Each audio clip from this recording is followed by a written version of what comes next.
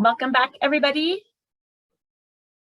And before we get rolling, if you could also put your name and organization in the chat box so that we all know who is here and our panelists know who's here as well. So at this point, to kick our resource sharing portion of our agenda off, we have a couple of programmatic updates. So we're going to start off with a brief overview of the One Pill Can Kill campaign, which is a fentanyl awareness messaging campaign. And I wanted to welcome Katie Combs-Pritchard to our meeting to share the valuable information. So thanks so much, Katie. Hello, and thank you. And I'll be very quick. I know you guys kind of know a lot of the background of the fentanyl issue already. Let me share my screen real quick here. So this is just a recently launched campaign that I wanted to share in the space to see if we can get your partnership and support. So for those who aren't aware of the fentanyl issue, this campaign is specifically focused on fentanyls, the fake pills that are made to look like Xanax, Percocet, Oxy, but in fact contain fentanyl that is much more dangerous, and it spikes because it's so cheap. So dealers are looking for it for cheap. And here's some of very quickly the placer trends we're seeing. You know, increases in overdoses overall, but also a sharp increase in the share of overdoses that involve fentanyl. And I know I heard our sheriff's folks share the other day that they've had 10 overdoses so far this year, and 8 in Placer County have been fentanyl related. So this trend sounds like it's continuing into this year as well. So our campaign, the One Pill Can Kill campaign, is really trying to bring a variety of partners around this shared message. So looking at different sectors, law enforcement and district attorneys, education, government, health, and then nonprofit agencies as well, and bringing all those voices again around this shared issue with the support of some local families who have suffered losses to this issue. And really targeting a couple different audiences, so youth and young adults directly, but also parents and caregivers, providing educators with tools and resources, potential speaking opportunities, etc., and then arming community stakeholders to act as ambassadors on behalf of this message. The campaign launched a week ago last Friday, so that the paid portion that's boosting pieces on social media is running through the first week of July, and then we'll look at kind of how to make kind of bring some longevity and sustainability to this effort over time as well. Also encouraging organic social media. There will be a giveaway campaign targeted toward youth that will launch on May 10th, which is the first National Fentanyl Awareness Day at national level. So we're going to be launching that portion of the campaign in conjunction with that national effort. We have the option of in-person presentations for schools. So as we reach out to schools on sharing materials, we're also trying to link in more.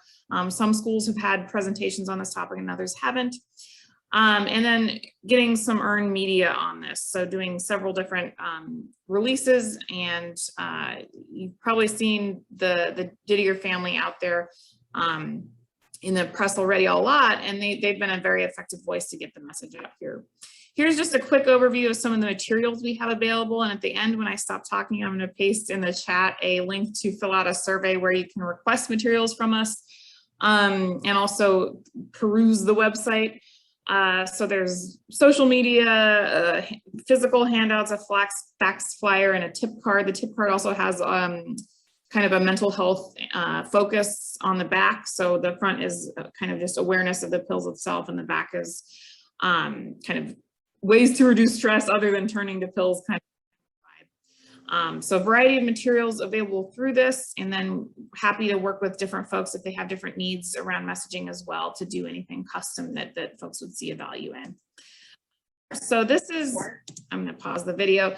We have videos. That was a short PSA on Zach Didier that's running on Snapchat, which is sadly the platform where he purchased the pill that tragically ended his life. But those are samples of the kind of localized messaging that we're really trying to emphasize to really bring the issue home and not make it feel like it's a far away or national but not local kind of issue. So here's just a couple of questions to leave you with. I wanted to be fast here today, and I'm going to hop into the chat and paste the both the URL of the campaign itself. There's a toolkit tab where you can peruse the materials in toolkit, and then the second link that I pasted in chat is the SurveyMonkey link to request materials, provide feedback, etc. Any opportunities that folks see to share out materials would be greatly appreciated, and yeah, greatly appreciate your guys' time. And I'll try to answer some of the questions in chat as we go. I know you guys are on a time limit today, so I'll answer some of the questions as we go in chat and not take up too much of your time, but thank you so much. Thank you, Katie, and I appreciate you answering the questions in the chat box. And we are also pushing out the campaign materials with the collaborative. So again, if you have any questions, please follow up with Katie, or you can also check with Christina and myself. So Katie, thank you so much for that really important work. It's so critical, and we appreciate you being such a champion and bringing the information to the collaborative in multiple ways. So thank you. Okay, Jasmine, would you also like to give a quick program update? I sure would, but it's Thanks actually less of my update. I'm going to kick it over to Nick in a moment, but really excited to share some new information about a new substance use provider that we have in our area that will be serving Tahoe, Truckee, contracted with Placer and Nevada County to serve our Medi-Cal population. Nick, take it away. Thanks, Jasmine. Hi, everybody. Nice to meet you. I'm Nick. I run a program called Recover. We're a drug Medi-Cal clinic, and our primary modality of treatment is telemedicine. So we offer both outpatient and intensive outpatient care for all substance use disorders, so stimulants, opioids, alcohol. And we are in the process of adding 2 bilingual providers for Spanish, so they can do primary therapy in Spanish. We're currently set up for translator services, but I've been working to add Spanish-specific services as well. So we are officially live in Placer and Nevada counties. I'll go ahead and drop my contact information in the chat in case anyone is interested in referral materials. And I'll also be in the Tahoe, Truckee area on Thursday if anyone is interested in meeting. So thank you all for having me. Really excited to support your work. So if anyone is working with individuals that want support with their substance use and they have Medi-Cal, we currently have Granite Wellness, that's our county contracted substance use provider in Tahoe, Truckee. And now in addition to, we have Recover. So the intent is to create choices for our community to be able to choose what type of treatment works best for them. So Nick will be, so telemedicine, people can do appointments from their home. We'll also be working with Sierra Community House to potentially get some kind of equipment set up so that community members can go to a community location where there will be private space and internet access and the technology, or they can access the service from their home. So if you have anyone that you think would benefit or be interested in substance use services, please reach out to Nick. Thank you, Jasmine. Thank you, Nick. And there is a question in the chat box. Does the treatment include medicated assisted treatment? Is that correct, River? Yes, yes. Great. Yeah, so I just responded there, but yeah, just to give a little bit more color to our services. So we do provide MAT and as well as psychiatric care for mild to moderate conditions. So all our patients have access to medical care for SUD. In addition, we do, as I mentioned, counseling and therapy, and then case management as well, and what are called kind of recovery services. River, to your point, we do group mostly for our intensive outpatient folks.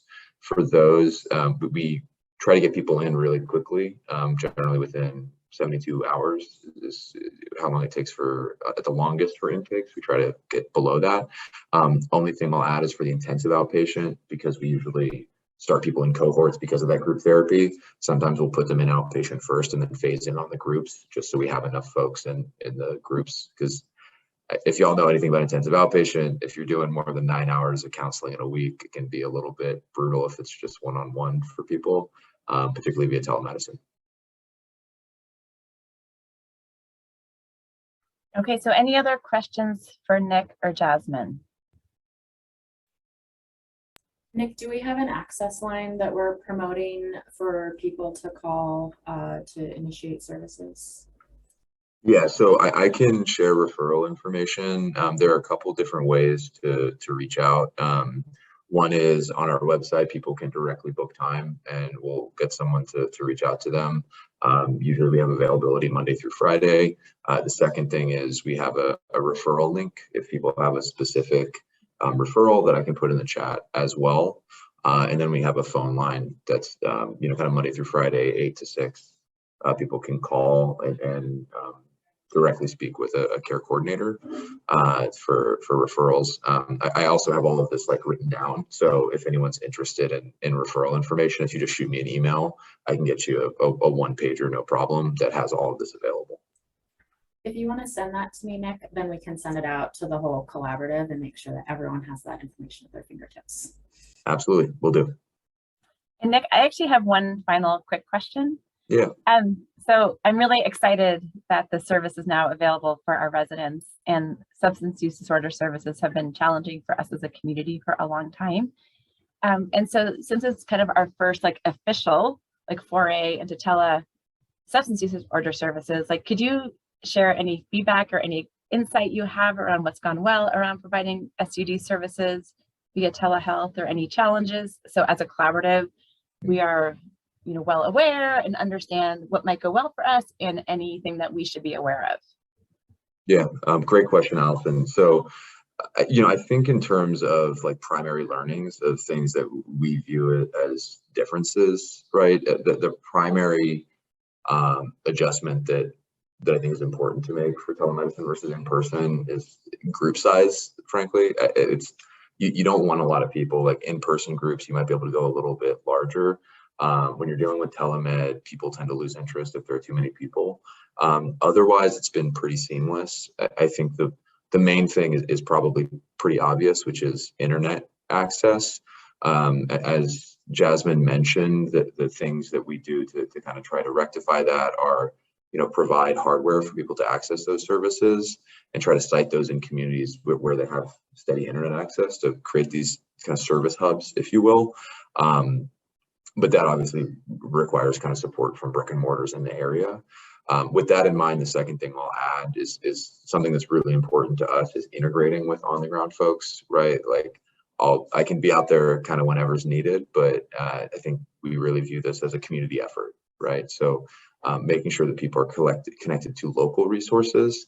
In terms of, to your question around what works well, we've seen a lot of traction and kind of impact in areas where people don't have access to services or have few options for services, particularly around MAT, right? So I think that's something that we really look for is where are folks underserved, where can we kind of meet that need? River, to your question too, just while I'm talking, we actually do have an adolescent program, so we can treat kind of any age. Right now, we're only contracted for adults, so it'd be 18 and over, but we're in conversations with the county to kind of adjust that going forward if there's a need. So if there is a need for that, please let me know, because we do juvenile and adolescent, same suite of services. So outpatient, intensive outpatient, medical, counseling, and case management. That's awesome. Thank you for talking that through. It kind of brings a little more life to it. Yeah, of course. Yeah. So any other final questions for Nick or Jasmine? It's Barbara Kane. I don't know if you can see my hand raised. Oh, sorry. It's kind of with my paper, so I wasn't sure if it was getting lost with my kids' drawings. Sorry. So thank you. This is refreshing to hear. And I'm the coordinator of bilingual services for the school district. And definitely the 18 and under is, it's a need. So if there's ever an opportunity, I would like to vote for moving forward with that. Absolutely. We support our Spanish-speaking families, adults, but also we support our kiddos. So thank you for your presentation, Nick. Absolutely, Barbie. Yeah, and that's super helpful to know. So I'll check in with the county and see if we can do anything there. Because yeah, on our end, I know there's a dearth of options for juvenile and adolescent treatment. So definitely something that we want to support on if we can, Barbara. So I'll circle up with the county and then get back to you on that. Perfect. Thank you so much. Of course. And then Nick, I think there's one more question in the chat box. So Rocio, I hope I'm capturing this correctly, but the question is there like a rehabilitation house or inpatient services? Is that correct, Rocio? Yeah. Okay. So yeah, to answer the question, we do not currently do residential treatment. So all of our treatment is outpatient. We can, as I mentioned, if there are sites that don't currently provide SUD treatment, so transitional housing communities or things like that, we can kind of overlay and support those, but we are not a primary residential or housing provider. Okay, thank you for the question. Any other final questions before we move on? All right, Nick, well, welcome to the collaborative. Thank you. Great to meet you. Thank you, Jasmine, for introducing us to Nick and inviting Nick to the collaborative. All right, so we are going to transition to our panel, and then we will circle back around at the end of the meeting to give you all an opportunity to share any resources, programmatic updates, anything that you would like to let the rest of the collaborative partners know about. So I'm going to start sharing my screen again, Christina. It might just take me a quick moment.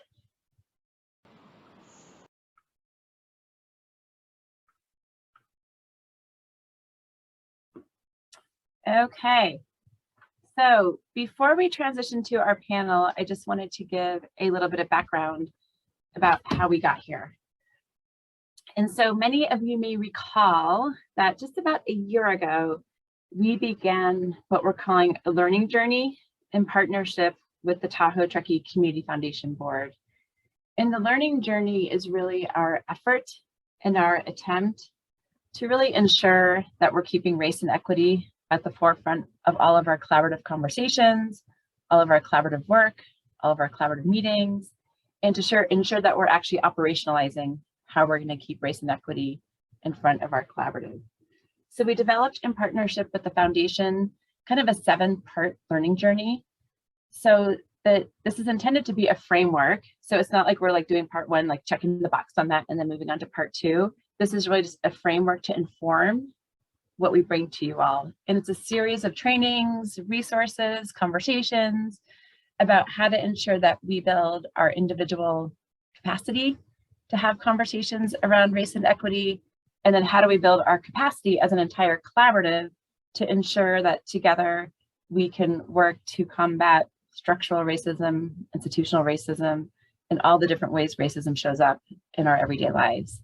So the 7 parts of the learning journey are as follows. The first is an overview of organizational equity frameworks.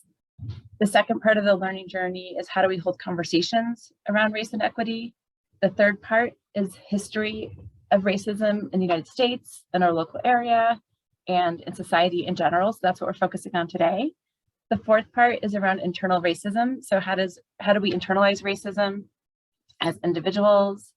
The fifth part is interpersonal racism. So how does racism show up between people? We've talked about microaggressions, we've talked about solidarity. The sixth part of the learning journey is around industry and field. So how does racism show up specifically in the nonprofit sector? And then the seventh part of the learning journey is around institutional racism. And how can we ultimately assess our own individual organizations to ensure that we are providing governance, operations, programs, and services at an organizational level through an equity lens. So in order to ensure that we are real around the learning journey and bringing you all resources and information that's relevant to the work that you do across the community and as a collaborative. We have a stellar collaborative race and equity committee. So these are the folks that have helped steer this work over the last year and several months and have really informed what we bring to you all. And so we have talked for a while with our subcommittee about how racism has shown up specifically in the Tahoe Truckee area. We have, some of us have looked at this book, which is very, oh, this is not going to work because I have a virtual background, but it's called Tahoe Beneath the Surface. That gives specific, like their stories around how racism has manifested in the Tahoe Truckee area. And one of the things that we've talked a lot about is the experience of Chinese workers on the Transcontinental Railroad. And so we are thrilled today that our panel is here to really share experiences, stories, and the legacy of the Chinese workers on the Transcontinental Railroad. So thank you to our Race and Equity Subcommittee for making this happen and encouraging us to walk down this path. Thank you very much to Christina Kind, our coordinator, who has spent like hours making this happen. We are super, super grateful. And at this point, I'm going to stop. No, I'm going to keep sharing my screen, and then I will turn it over to Christina to get rolling. Great, thanks, Allison. So as Allison mentioned, CCTT's Race and Equity Subcommittee urged us to pursue this topic with assistance from Peter Mayfield and Kayla Frank. We're thrilled to bring you today's presentation. We'll begin the next hour by watching a clip of Legacy, a short film by the U.S. Forest Service. And then we'll have a moderated panel discussion with Hilda Kwan of the U.S. Forest Service, and with Sue Lee, Ted Gong, and Phil Sexton, who are featured in the film. Sue Lee is the editor of Voices from the Railroad, Stories by Descendants of Chinese Railroad Workers. You can see a cover of the book right here. And it's a book that we highly recommend and one that shaped the framework of our panel today. We'll then close with a small group breakout. And then Allison, I will share my screen. We're going to watch the video now. It does have Spanish subtitles. And so just bear with me as we cue it.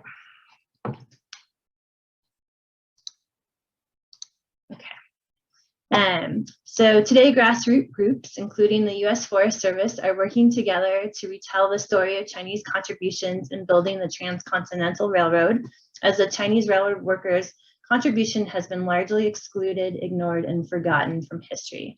So we'll begin by just watching a short clip of the film Legacy. We definitely recommend that you watch the entire clip after this meeting.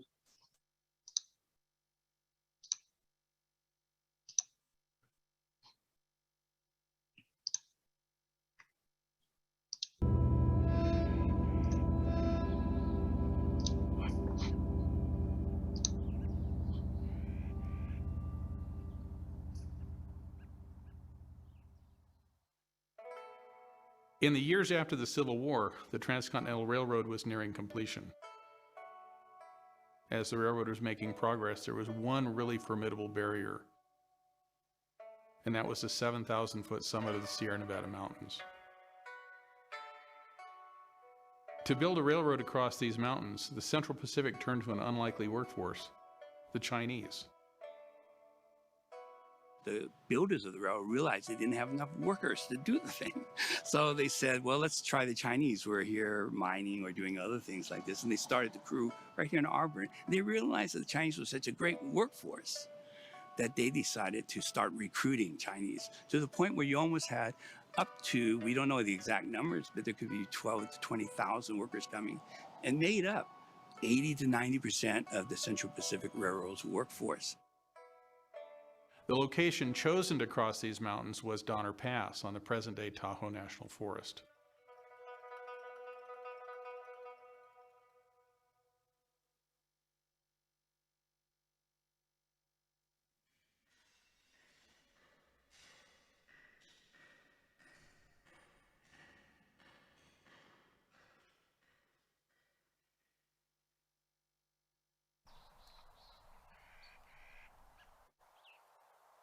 There are 3 sites within the boundaries of the Tahoe National Forest related to the construction of the Central Pacific Railroad. These sites are all that remain and exemplify the incredible effort that it took to blast the railroad through the Sierra Nevada mountains. China Wall was constructed by hand, block by block. It supported the original alignment of the Central Pacific Railroad.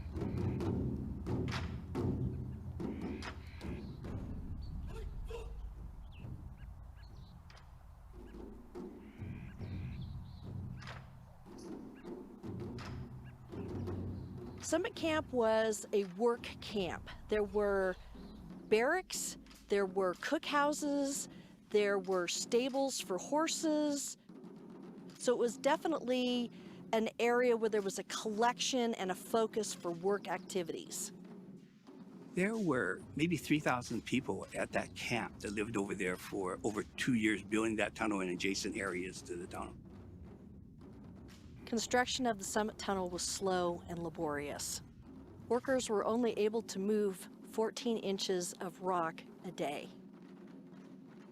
To blast through the granite, hand charges had to be set. Holes were drilled by hand using a drill and a sledgehammer. A charge was then set with black powder, and after the blast, a different crew would come in to remove the waste rock. And it was through two of the worst snowstorms ever recorded in history. They were building this tunnel, which is 5 football fields long. And I find that remarkable. That was 1866, 1867. Today it would be hard during summertime. To think about them doing that during the winter, I think is incredible. This was the highest elevation tunnel ever built in the world at the time. They had to invent techniques to do this. And it was all done by hand. How could we do these things? It was really Chinese labor who changed America. It was an American project. It was designed, it was directed by Americans, built with American capital. But the hands, the feet, the labor, the sweat, the grunting, the pain, the death, the accomplishments were all Chinese oriented. The story of the Summit Tunnel itself, that term should be as compelling or evocative to us as when we hear the words, the Trail of Tears, or the Underground Railroad, or the Oregon Trail, or Route 66. We need to tell that as part of our, and that's the collective our folklore.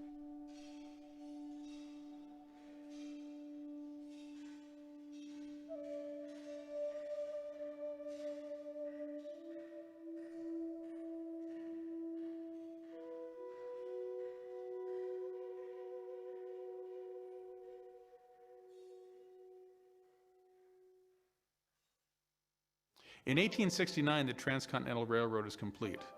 Leland Stanford drove a gold spike into the last rail at Promontory Summit, Utah, and the nation cheered.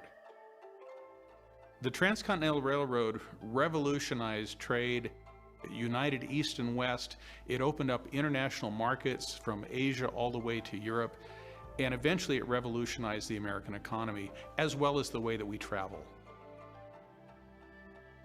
Here in my time, we have the internet that allows us to send email across the world or across the street in real time. These are analogous events, and they both changed how we live.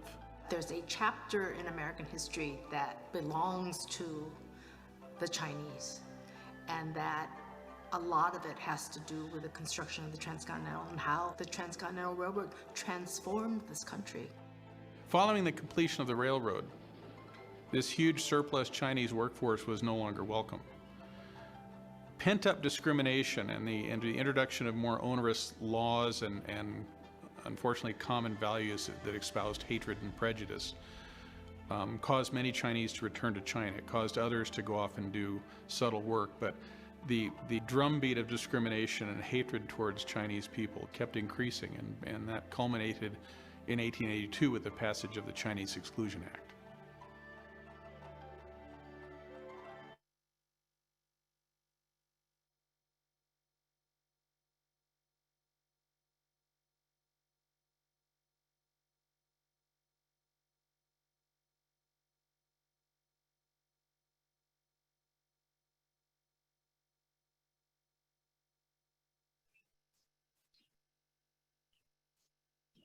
illustrates one of the tensions that occur throughout the American history from its beginning. But that tension has always been there. It's illustrated in the Chinese case that after we have built this railroad because we needed laborers, we bring in immigrants or people from another country. 14 years later, we then try to kick them all out. Following the passage of the 1882 Act, the Chinese contribution to our country began to be forgotten or neglected, or maybe consciously excluded from our memory. By the early 20th century, not many people thought about this or even realized these things had happened. And in 1969, perhaps the biggest snub occurred at the centennial of the completion of the railroad. A representative of the Historical Society was invited to be at that May 10th ceremony at Promontory. That individual was Phil Choi. So there was a lot of anticipation and a feeling that, aha, you know, took 100 years, but we're finally going to get our just recognition. He gets to the ceremony and then he's told, oh, we're sorry, Mr. Choi, but we have taken you off the program because the program just doesn't have enough time. But then he had to sit through the keynote speaker, who was then the Department of Transportation Secretary, John Volpe, who said, who else but Americans could drill 10 tunnels in mountains 30 feet deep in snow? Who else but Americans could chisel through miles of solid granite?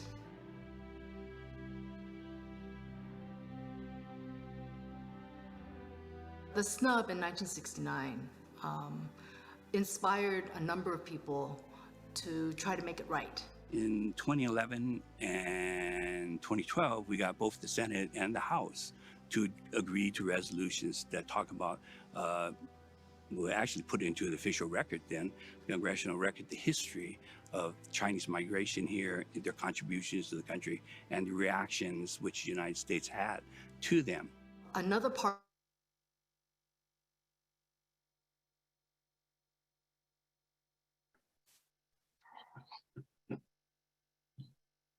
So if you haven't already watched the full clip, we recommend that you do, but for the sake of time, we are going to move forward with our panel discussion. So just to recap quickly what we didn't see in the film, in May 2019, the contributions of the Chinese labor force were recognized on the 150th anniversary of the Golden Spike ceremony in Promontory, Utah by U.S. Secretary of Transportation, Elaine Chao. The story was finally told in all its glory and helped to raise awareness about Chinese American history and bring about social change. We'll dive deeper into this history with our panelists. We have moderated questions that we will ask each panelist for the next 30 minutes. We will then open it up to you, the audience, to ask questions. So please refrain from asking any questions until the very end. And just a polite reminder, please keep your microphones on mute. It is now my pleasure to introduce our panelists.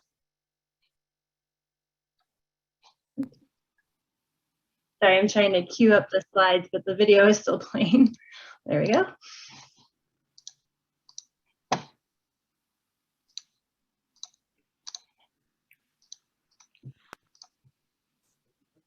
So Hilda Kwan is a hydrologist with the U.S. Forest Service in Northern California. Aside from her day-to-day duties, Hilda in 2017 became the Forest Service Manager of the Asian Pacific American Heritage Collaborative, with hopes of connecting the Asian American community with their public lands. Major accomplishments with this project include the launch of the website exploreapaheritage.com, facilitation of heritage tours, sustained funding, and promoting cultural events such as Chinese New Year Festival in San Francisco and Bakai Festival in Marysville. Bill Sexton is a cultural and natural history interpreter who currently serves as a consultant and historian for the 1882 Foundation. Bill is the former executive director of the North Lake Tahoe Historical Society in Tahoe City. Previously, he worked for California State Parks as the director of public programs at the California State Railroad Museum from 2009 to 2017. He's regarded as a subject matter expert on the history of the construction of the Transcontinental Railroad over the Sierra between 1864 and 1869.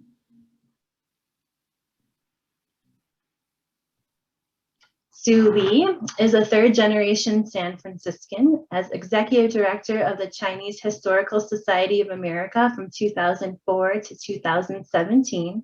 She garnered recognition for Chinese railroad workers by the U.S. Department of Labor, brought to light the stories of descendants of railroad worker families, and launched a traveling exhibit about Chinese railroad workers in collaboration with Stanford University.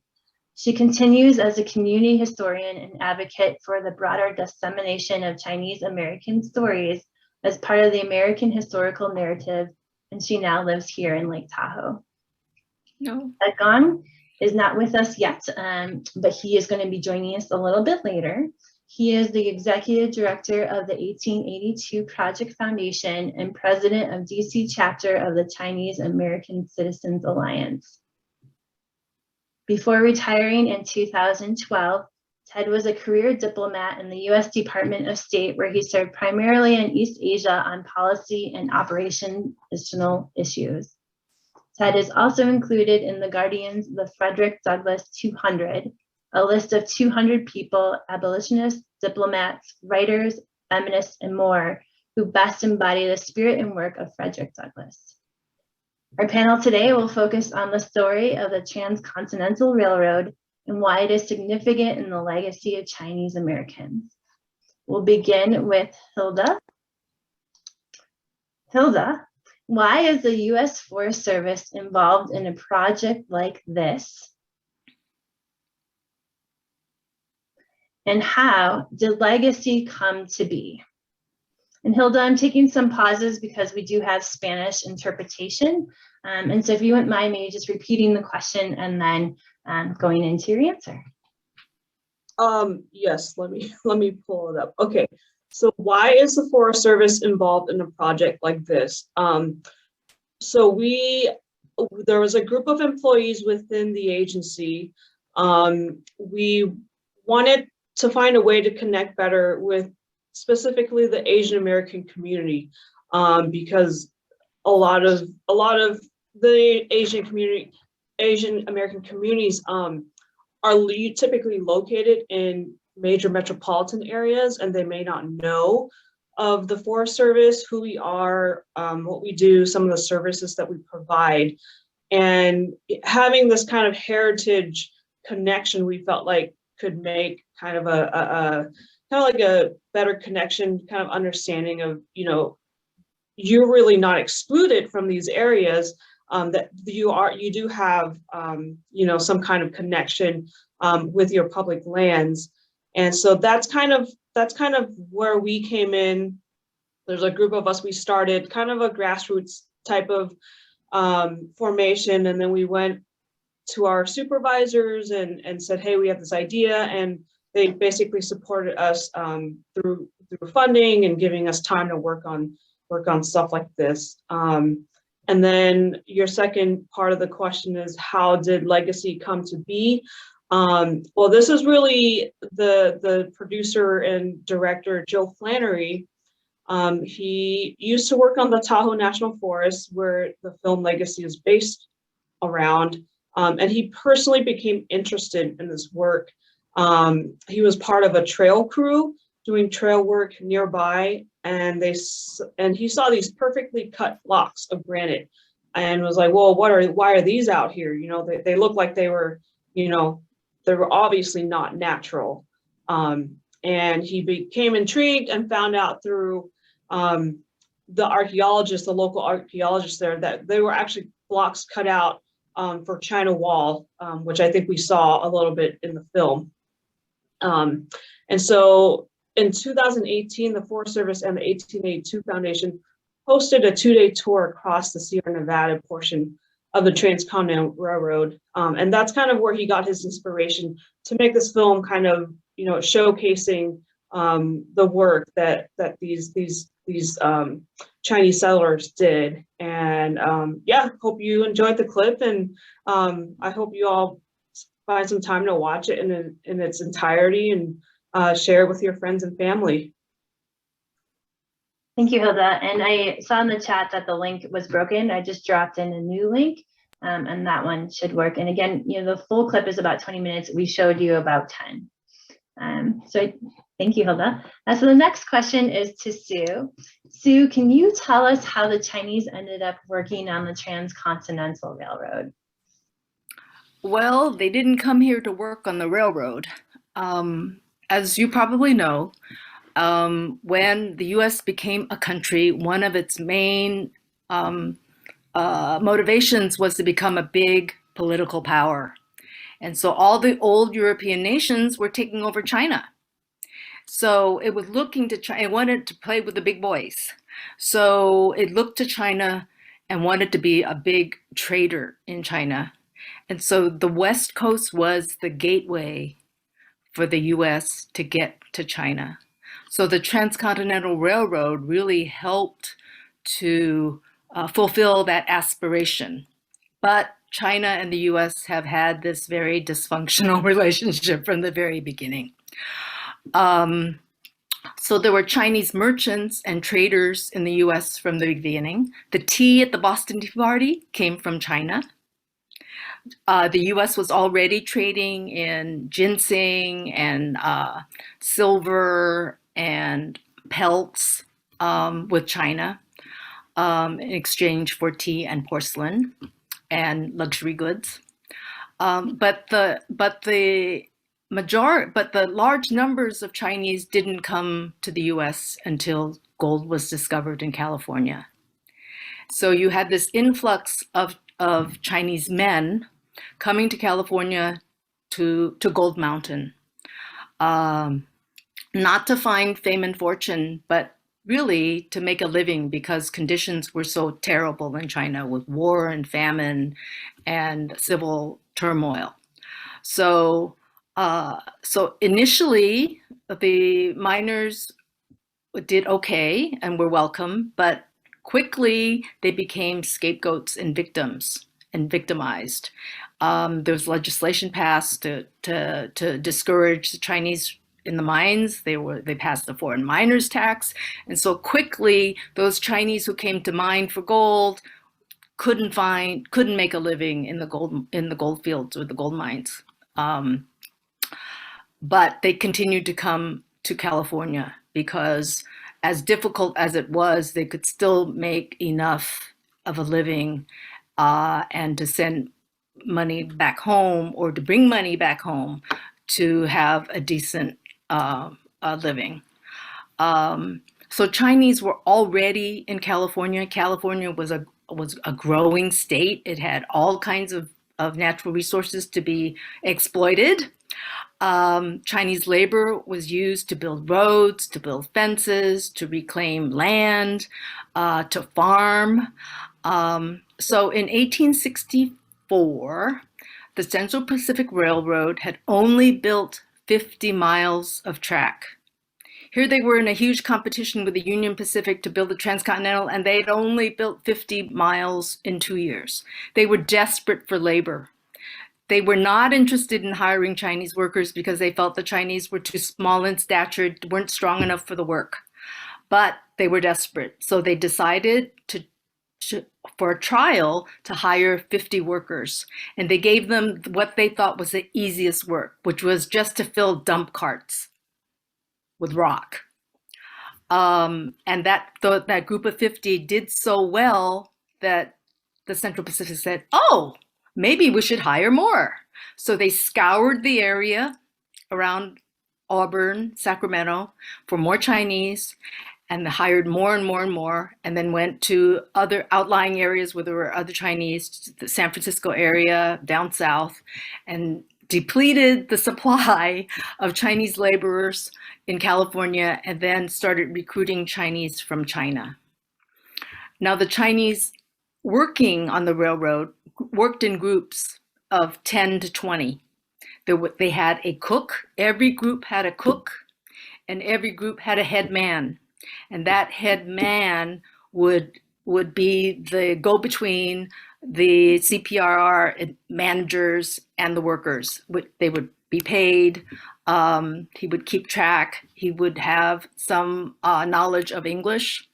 And so the groups were very, they were independent, but they were also very interconnected.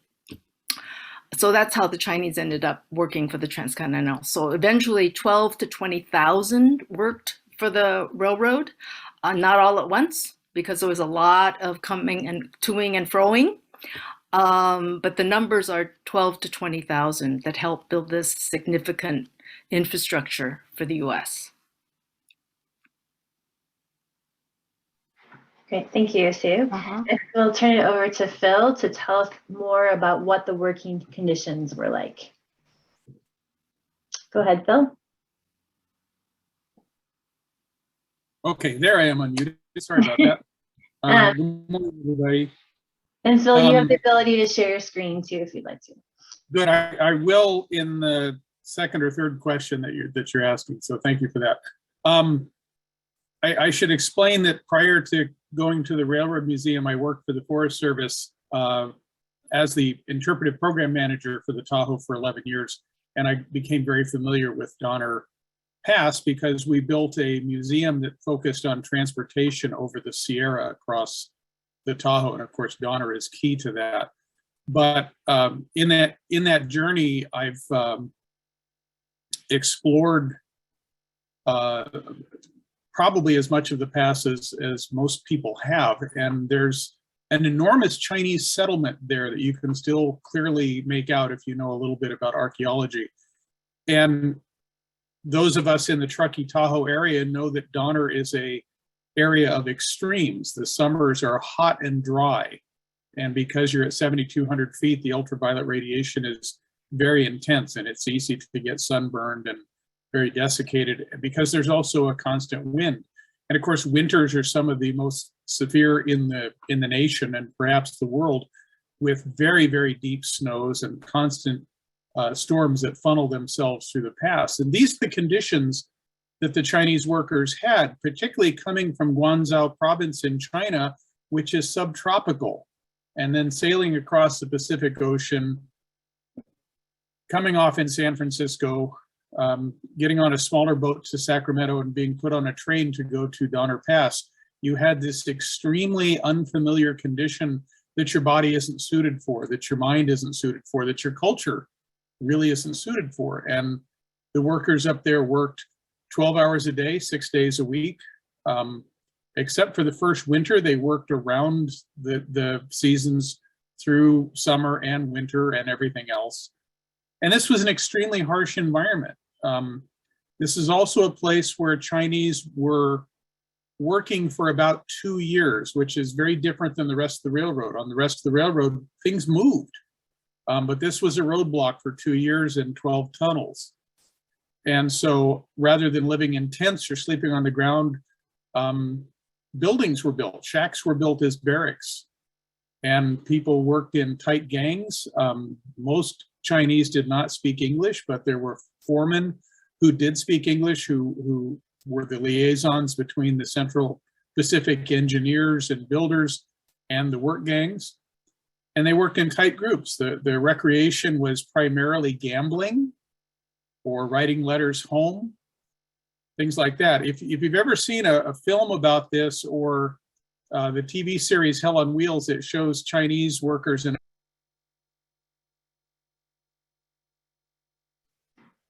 I think we lost Phil. I know his screen was freezing, so he may be joining us again, but that was a good, oh, I see him, he's back. Phil, are you back? My connection is sometimes spotty here, I apologize. It's okay. But the working conditions were very, very harsh, but many of the Chinese who had worked on the railroad before reaching Donner had developed work methods and organizational skills that impressed the Central Pacific so much that the white engineers would give them a task, give the foreman, the crew leaders a task, and they would go off and accomplish it. And they were very, very skilled, but they did not have the same pay or working conditions as white workers. They were nominally paid about 15 to 20% less than white workers, but also white workers, in addition to their pay, received food and lodging. And the Chinese had to pay for their food and lodging out of their salaries. And the Chinese did not work directly for the Central Pacific. They worked for companies such as Sisson and Wallace or Tongs, who acted as labor brokers. So the railroad paid the labor brokers, and the labor brokers paid the workers themselves, but made deductions for food and lodging and tools and things like that. So it was very much a secondary type of life compared to white people. When I take tour groups up there, and Hilda will give you the dates later on in our meeting here today, I'll show you some of the camps, and we can actually find, in some cases, evidence of the Chinese habitation there, broken dish fragments. I've actually found coins and things like that that tell us a little bit about their lives, but there's also currently serious archaeology studies going on there to help us further delve into these many stories. Thank you, Phil. So I'm going to turn it back over to Sue. Sue, we don't have Ted on yet. Ted was going to be joining us late. We knew that. And he was going to be an active listener, but we were hoping we could fold him into the panel if he was able to join us in time. So Sue, the next question is if you could tell us a little bit more about what life was after the completion of the railroad for Chinese workers.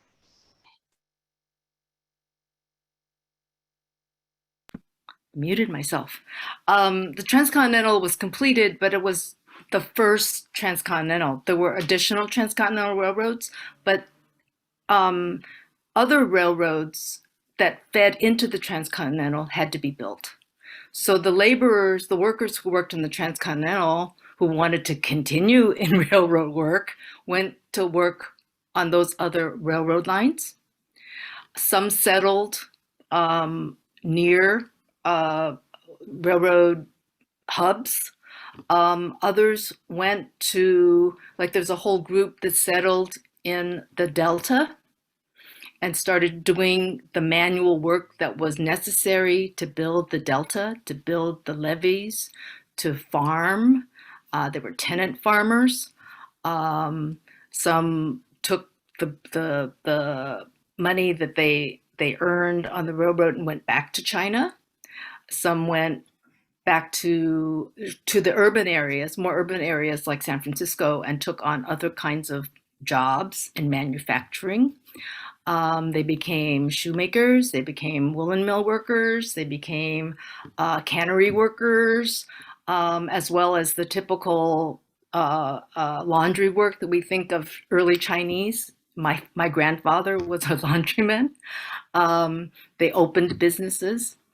But what happened was Chinese became more of a target of labor. And as explained described in the film by Ted, the Chinese Exclusion Act was passed in 1882 that specifically barred the immigration of laborers. And it was passed for 10 years and then renewed every 10 years, where it lasted for 43 years. But the Exclusion Act specifically barred a group by race and named the Chinese. And it's really the basis of our immigration system today.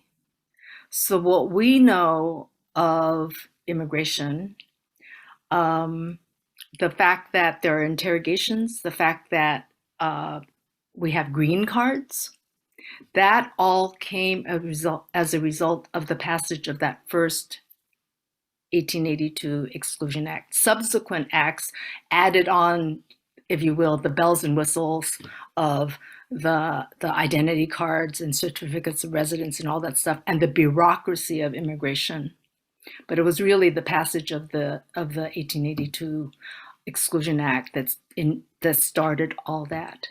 So there's a lot of parallels in the history of Chinese to other groups in the US that we really don't talk about. We think of ourselves in these stovepipes and not having our, and not sharing our history and not understanding that our history is so interrelated.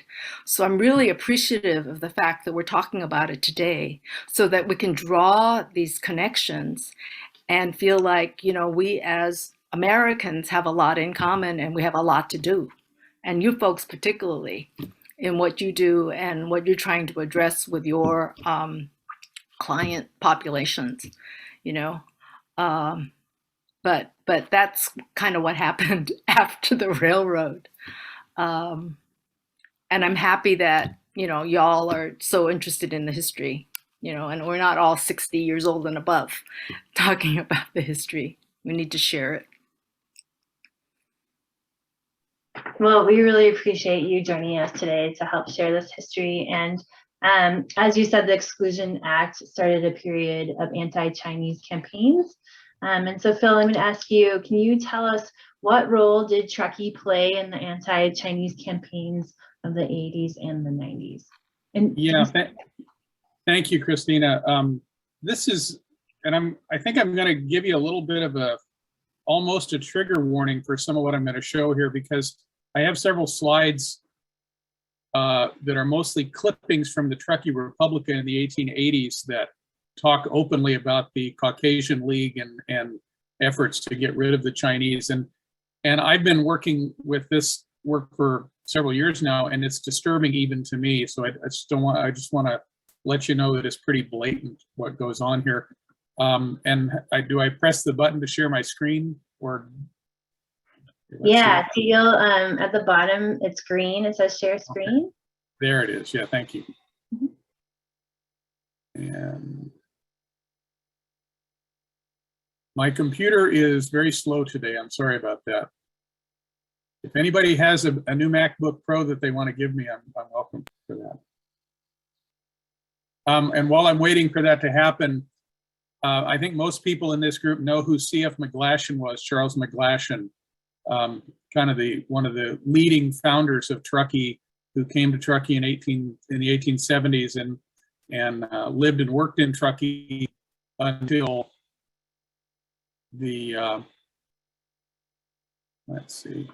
until his death in 1931. And let me see what I'm getting to keynote here. So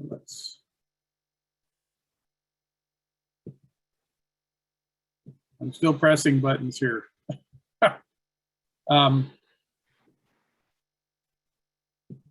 it's wanting to open my preferences. I'm getting there. Anyway, McGlashan is known as sort of the patron saint in Truckee history. He did some of the first archaeological digs and research into the tragedy of the Donner experience in the 1846 and 47.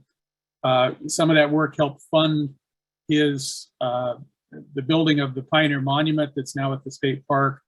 He was known as a newspaper publisher. He was a world famous butterfly collector and a lepidopterist. And if you know where the Veterans Hall is in Truckee, that's the site of the McGlashan mansion. And that odd rock with the pergola on top of it was a Donner Museum in the 1860s. And I'm so very sorry that my computer is giving me the spinning beach ball of frustration right now. Let's see, so sharing. Screen recording, that's fine. Let's see what happens if I press this now. And then Phil, there was a suggestion. Sorry, there was a suggestion in the chat box, like if you turn off your video in your virtual background, like sometimes that gives your computer more power. That's a good point. So I'll do that. I can figure out where to get that from. Whoops.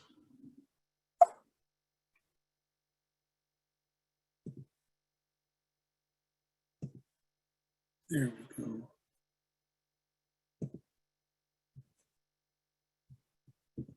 And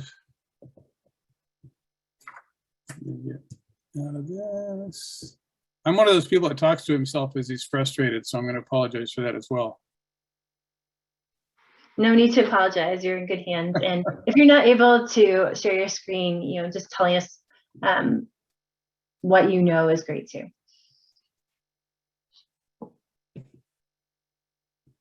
It should be sharing security and privacy to grant access. Let's try this one more time. Anyway, Mr. McGlashan was also a horrible, horrible racist. And he was one of the leaders of the Caucasian League, and because of his power as a newspaper publisher, he had a lot of juice and a lot of influence on not only the Truckee area, but also into Sacramento and throughout California. And in the 1870s and 1880s, he actually traveled around the state teaching what was called the Truckee method, which was a way of harassment and pressure designed to force Chinese people to leave.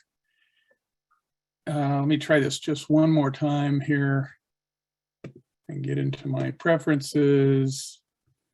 I had all this worked out before we went live. Honest, I did. The dog ate my homework too. That's the nature of technology. Yes, We it is. all understand. Oh, it's embarrassing as heck. No, please don't be. We just really appreciate your expertise on this subject. Anyway, Mr. McGlashan during this time was the publisher of the Truckee Republican. And UC Riverside has a great digital newspaper archive that includes newspapers in California starting the 1850s all the way into the well into the 21st century. So I went to a search for Truckee Republican mention of Chinese, and I pulled out probably 60 or 70 different clippings. Because I can't quite get to them here for you online, I'm going to read a couple of them to you just so you can see them, or I can give them to you, but now where has that gone? There it is. So this is from the March 27, 1886 Truckee Republican, and this is an ad for a merchant in San Francisco called Kwan, Nicholsburg and Company, who sold boots and shoes throughout the Pacific. And at the very bottom of the ad, it says, "No Chinese employed." Next to it is an ad for the International Hotel in Sacramento on K Street. And it says, "William A. Caswell, proprietor, no Chinese employed." Some of the articles in here, little beams, little bits of information say, a telegram received from C.F. McGlashan states he will be here on Monday night to aid in the grand torchlight procession. It's certain that Mrs. E.J. Dahms and Mrs. Ravelin, and perhaps both, will be present. Let every man, woman, and child turn out en masse and help us to light up the mountains of the Sierra, indicative of the joy at the grand movement for the expulsion of the accursed Chinese. This is from an editorial in the Republican on the same date, following a letter signed by McGlashan and some others endorsing the Caucasian League. And below it, it says, "The Grass Valley Union reiterates its pro-Chinese views in a leader in last week's issue. It would postpone the boycott or any other measure tending to drive the Chinese out of the country for a sufficient length of time to build up hopes that the movement will begin and might die out. It will never die. The Chinese must go. The sooner the lovers of Chinamen realize the fact, the better it will be for the state and of themselves." In the Republican of January 20th, 1886, there was an article called "The Good Work," the full minutes of the proceedings of Saturday's meeting of the Caucasian League. And I won't give you the whole thing, but it said the committee appointed to deal with the employers of Chinese reported that many citizens and business firms of Truckee who formerly employed Chinese have all manifested their patriotism by discharging their Chinese laborers, except Sisson, Crocker, and L. Ellen. And then there's some resolutions. And I should explain that Sisson refers to Sisson and Wallace, who was a major labor contractor throughout the West and who was the primary direct employer of Chinese for building the railroad, as well as in many other places throughout the West. Crocker refers to E.B. Crocker and Company. Edward Crocker was one of the big four of the Central Pacific Railroad, and he had many other business interests. I'm not sure who L. Ellen. But they have a resolution after this, several resolutions, and one of them says that from this and after that date, the citizens of Truckee pledge themselves to boycott and have no dealings with Sisson, Crocker and Company and L. Ellen as long as they continue directly or indirectly to employ Chinese. On motion, C.F. McGlashan and J.L. Lewison unanimously were elected as delegates, and on and on and so forth. Another article on the same date about boycotting Chinese. On the February 10th of 1886, there's just these little tidbits that they just put in just for the heck of it that says, while everyone concedes the perfect right of anyone to express himself on the Chinese question, it is hardly the proper thing to find fault and cavil at something that, while perhaps it does not exactly meet the views of the individual, is intended for the good of the cause. Let everyone work with harmony in view and a final uprooting of the Chinese elements, white and yellow hammers. And I'm kind of disturbed at even reading this to you, to be honest. I just soon turn my camera back on. But this goes on for pages and pages and pages and for years and years and years.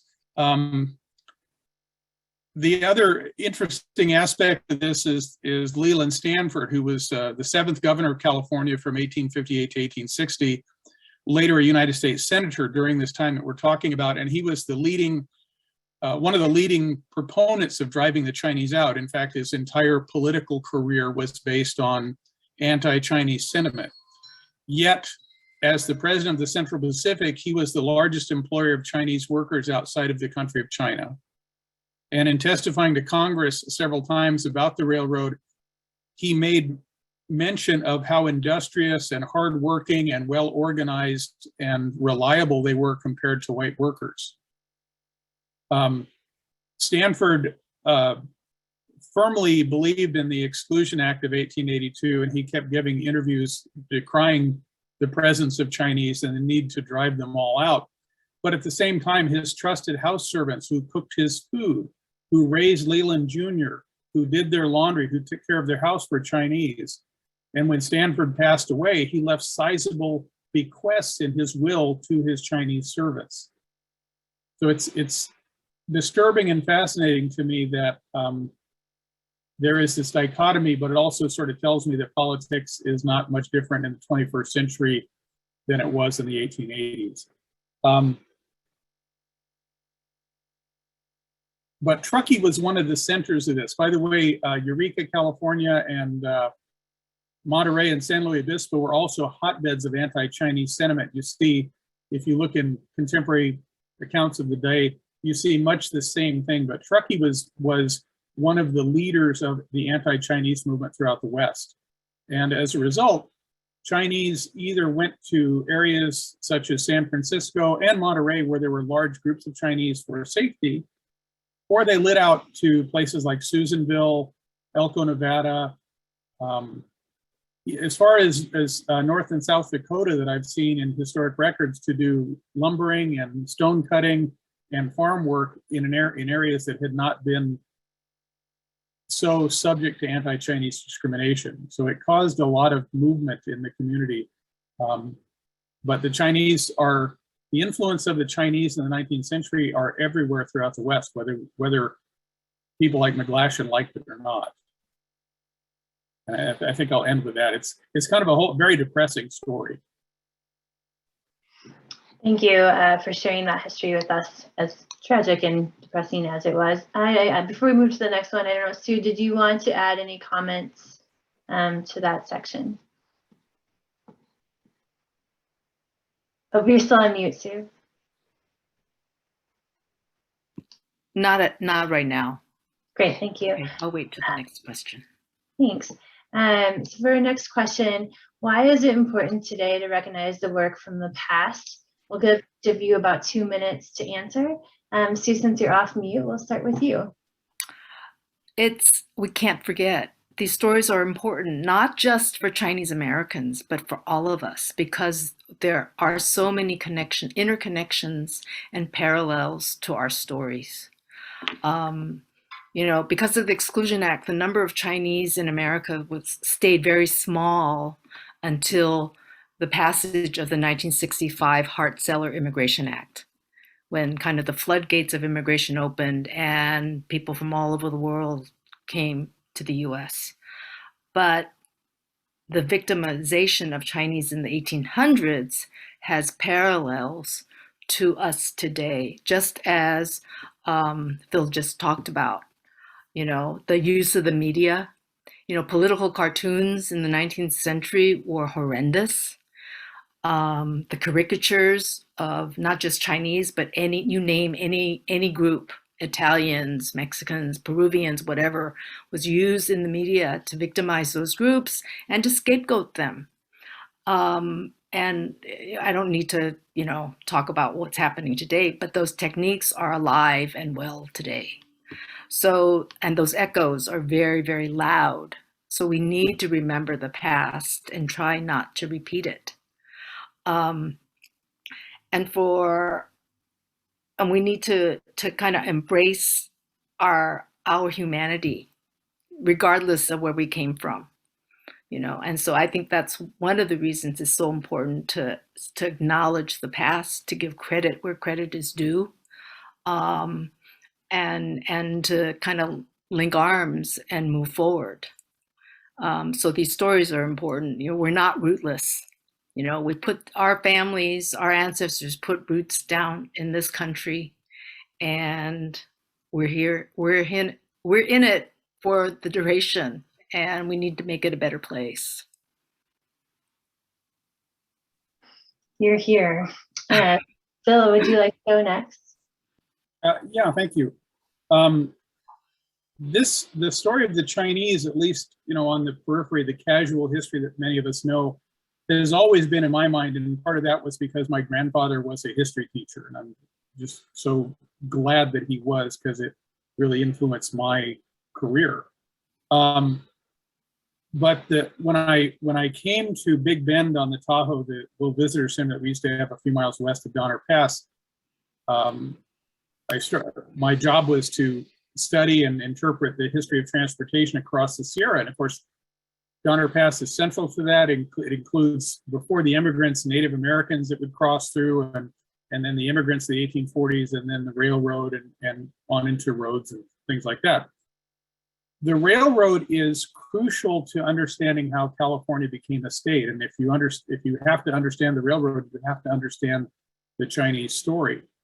When I came to the Railroad Museum, we were approached by UC Davis, who has a project to do continuing education for history teachers. And for 7 years, we worked on something called Teaching the Transcontinental Railroad that helped me dive into this. And it helped me understand that this railroad that passes through Truckee and makes it hard to cross River Street,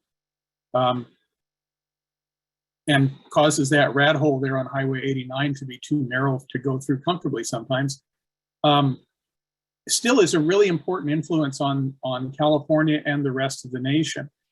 And it has really unique hooks for me, partly because of my intense interest in these things, but also things that affect world history. The Chinese who built the railroad in the 1860s built a route that 80 years later in the 1940s supplied most of the troops and munitions and machines of war to fight the war in the Pacific Theater. And in doing that, they helped liberate China from the Japanese Empire.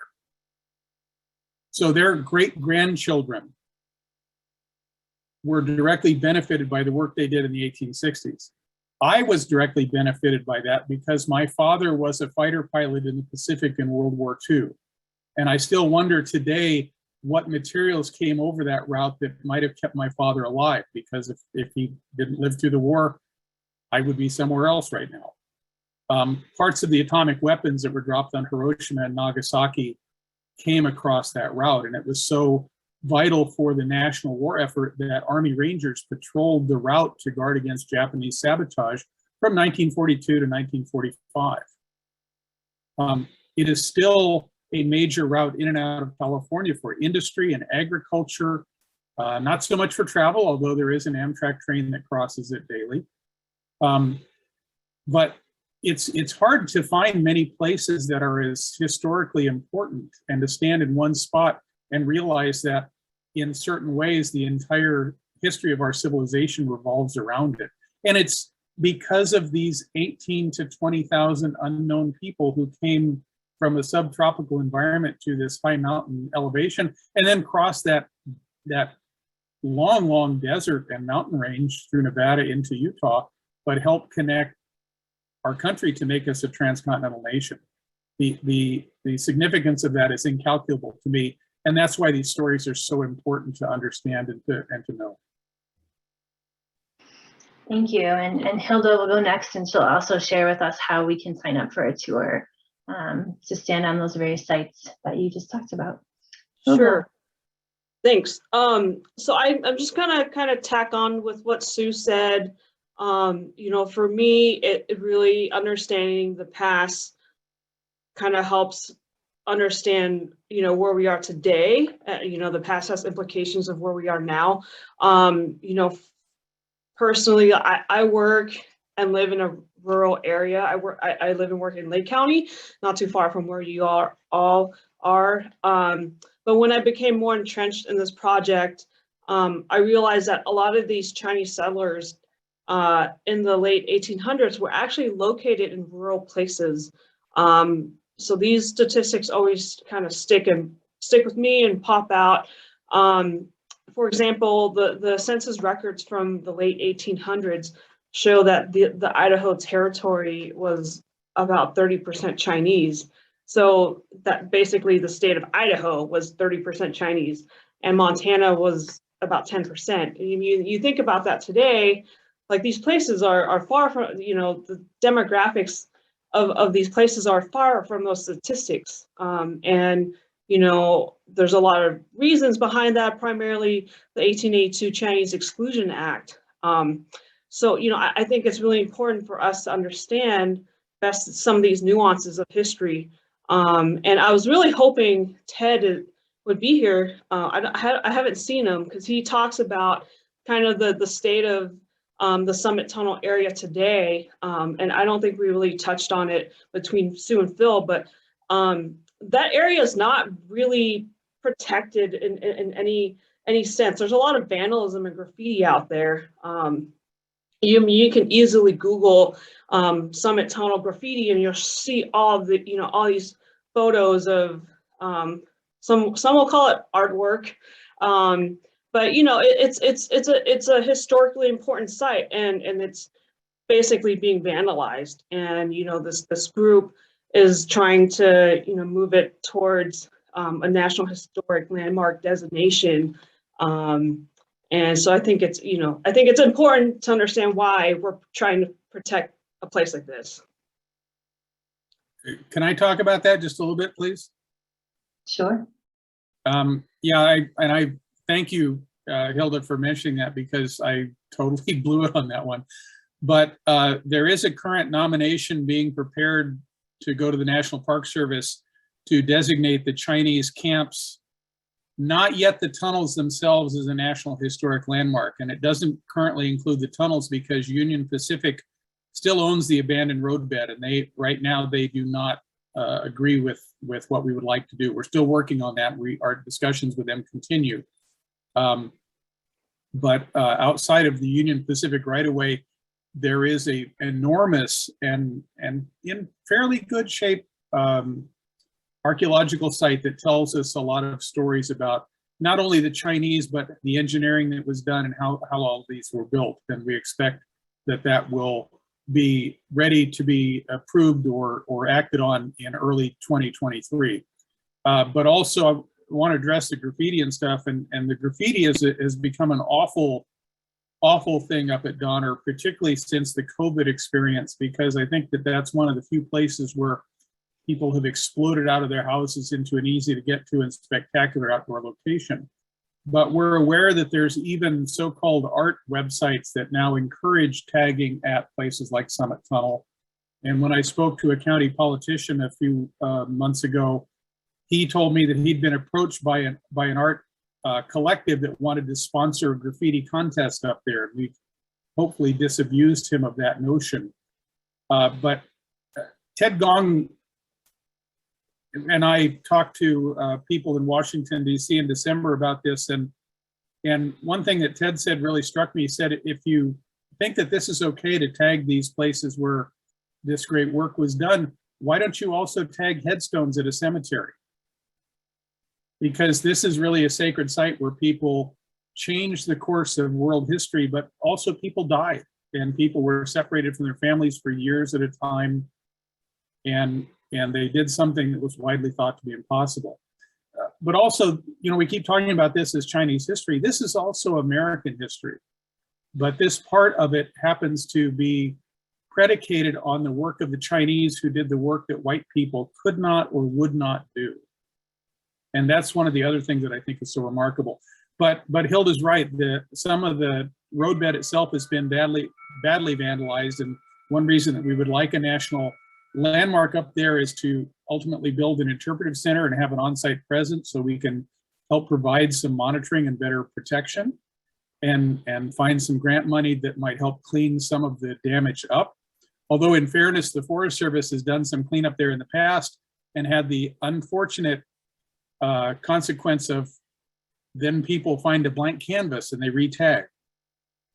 So it's largely an educational effort and an effort of generating respect for other cultures and for the resource itself.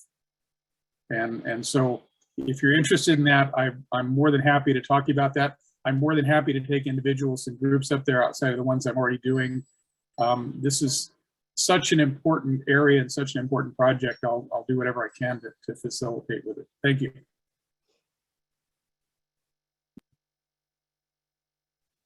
Thank you.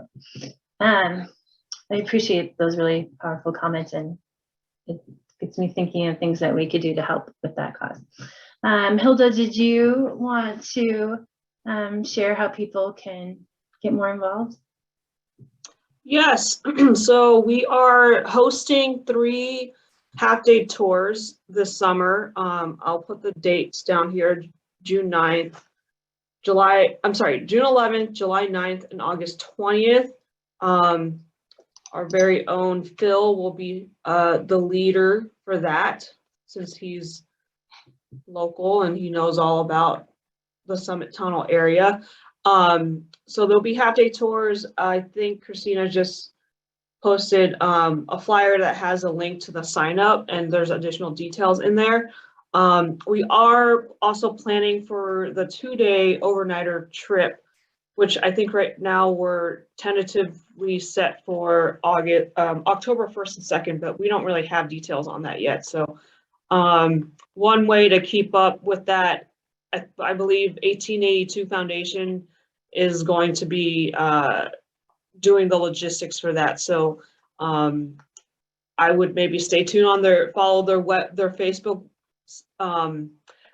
page, and they'll probably have an announcement when they're ready to announce that. Yeah, and then I think, Phil, you had a couple other half-day or like 2-hour trips out there, don't you? I don't know if you want to advertise that now.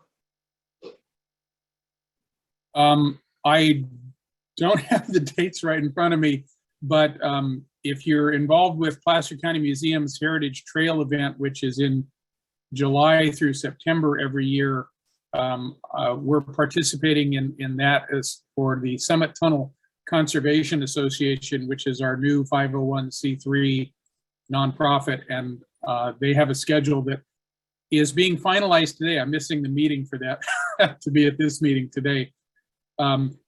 Additionally, although they're not open to the public, I'm doing tours for UC Davis and University of Nevada, Reno for continuing education for history teachers. And I put my email in the chat, and if someone would like to book a tour with me or even talk about it or basically anything, I'm more than happy to talk to them about that. I work very cheaply, to be honest with you. Lunch and gas money usually does it for me. Well, today gas isn't that cheap, so thank you. Well, I want to offer our sincerest thanks to all of our panelists for your guidance on today's panel, and we are just so very grateful for your time and your expertise and telling the full story of our American history. I know we only had you till 11:30, and we did say we'd open it up to audience questions.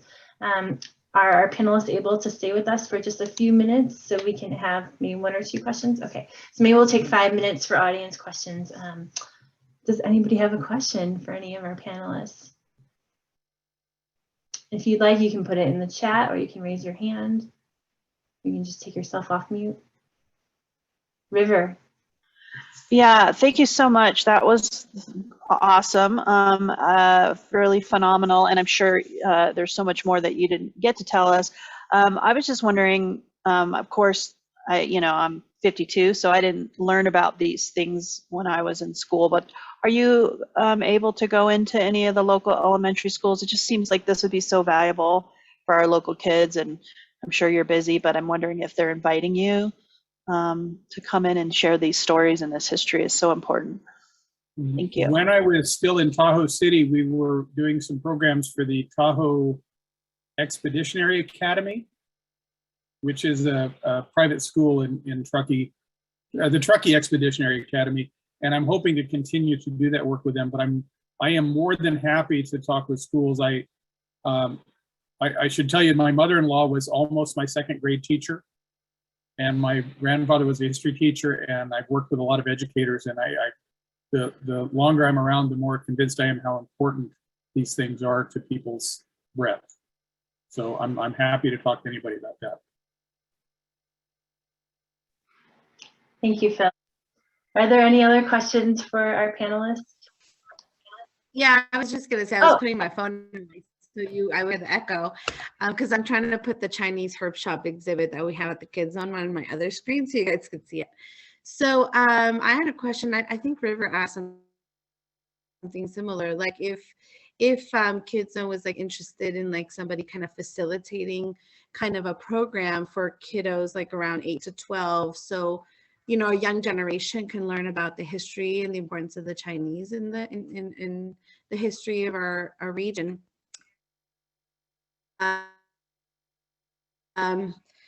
If that was something that Phil, if that's something that can be done, or if he knows of somebody that could do that.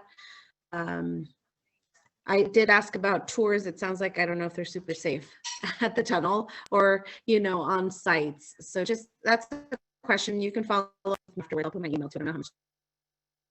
Yeah, the tours themselves that I do, I stay out of the tunnels for the most part because my white hair is seen from a mile away by railroad personnel. Everybody knows who I am up there. So I try to be a good steward of that land.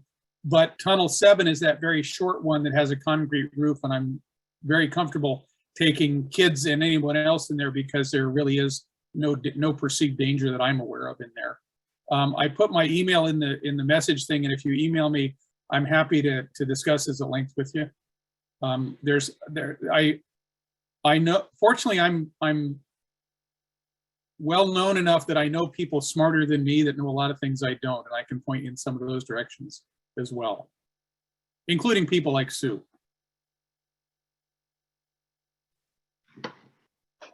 Thanks, Phil, and thank you, Sue. We have time for one more question. Anybody else has a question or a comment that they'd like to make?